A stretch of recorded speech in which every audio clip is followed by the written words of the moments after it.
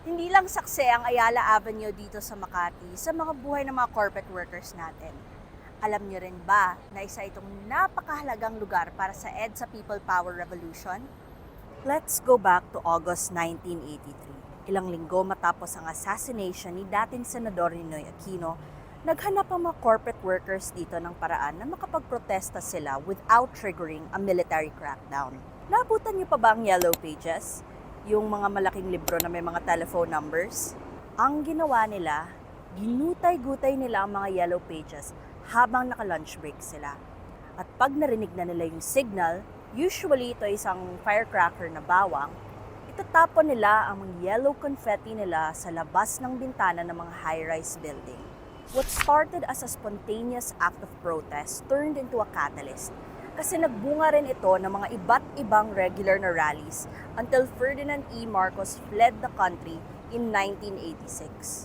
Napaka-importante ang confetti revolution or confetti protest dahil symbol ito na ang business community, ang mga pinakamalaking korporasyon at bangko natin ay nasa side ng mga mamamayan. At hindi natin ito masyadong pinag-uusapan, pero napaka-importante ang business sector sa naging fate ng Marcos dictatorship.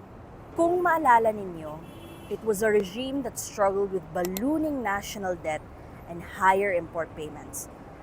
So in a way, corporate Manila hit Marcos where it really hurt the most, the economy.